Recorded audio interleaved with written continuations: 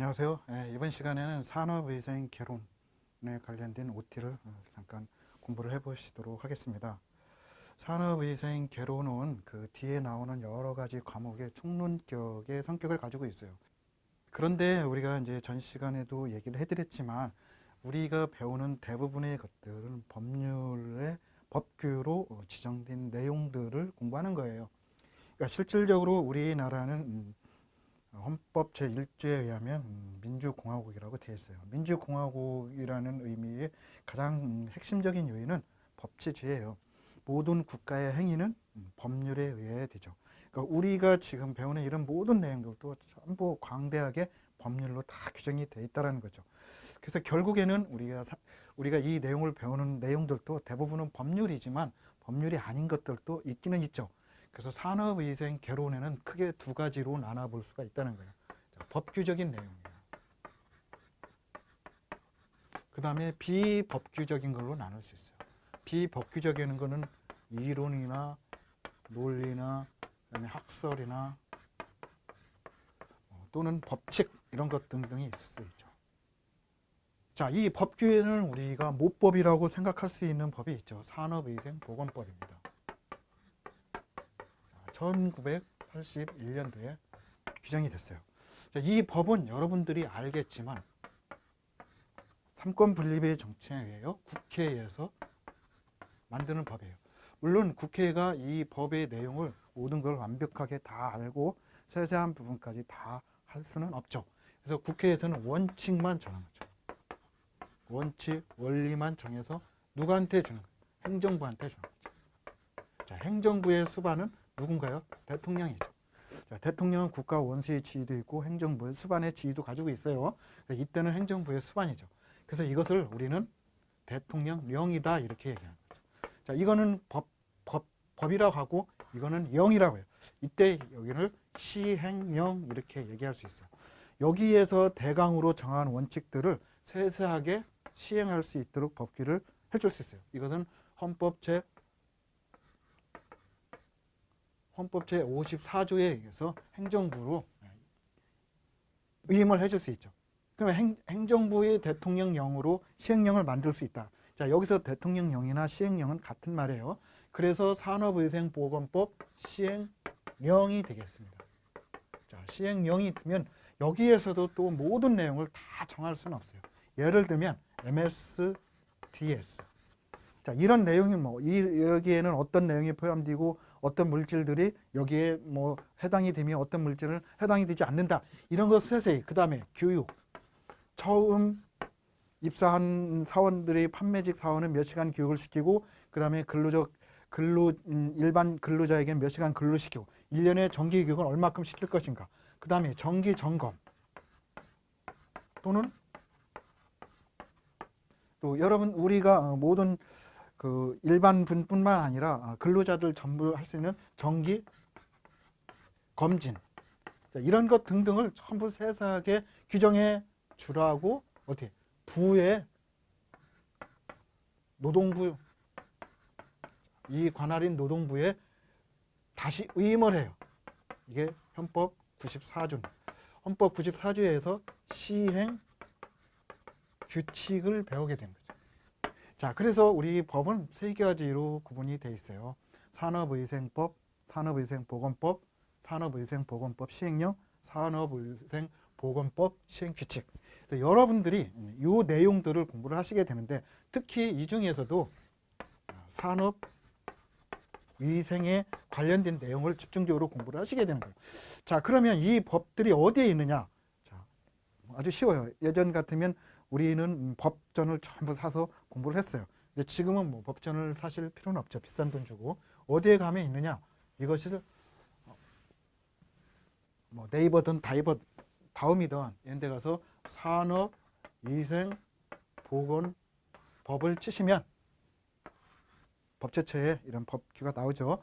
그러면 여기 이거를 쳐서 들어가면 이 법이 1주서부터 100 몇 조까지 쭉 나와요. 그리고 이 상단에 3단 비교라는 게 있습니다. 자, 3단 비교를 쳐보시면 여기에 아주 쉽게 이렇게 산업위생보건법 시행령, 시행규칙이 3단으로 이렇게 나와 있죠.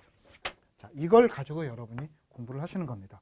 우리가 뭐 대단히 잘나서 여러분한테 이런 걸 가르치는 것도 아니고, 우리가 뭐 얼마나 논리적으로 훌륭한 대단한 업적을 해서 여러분들에게 가르치는 게 아니에요.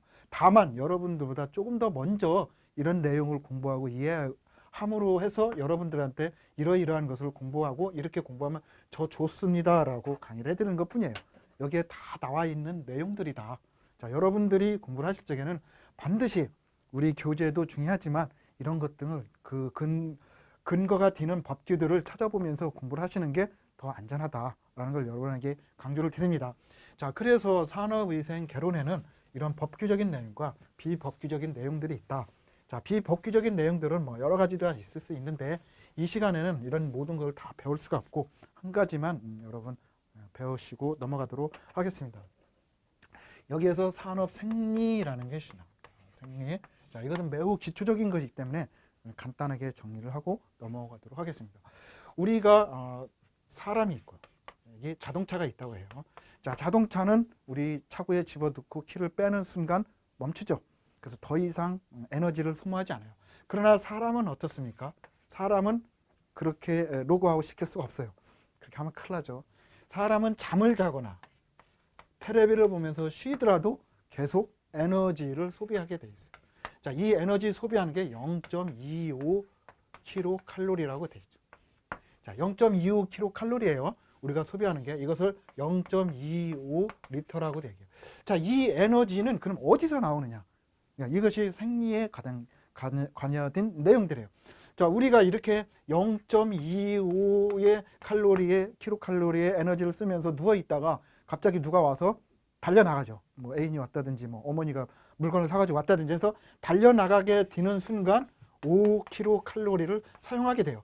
그럼 이때 이 에너지를 사용할 수 있는 것이 첫 번째는 우리 근육 속에 2분 동안 태워서 쓸 에너지를 가지고 있어요. 이게 뭐냐면 아데노신 3인산이라는 게 있어요.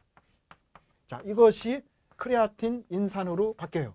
그리고 이것이 글리코겔에서 에너지 플러스 젖산 해가지고 힘을 내는 거죠. 그래서 이것이 2분 동안 자기가 근육에서 갖고 있는 힘을 사용하는 거예요.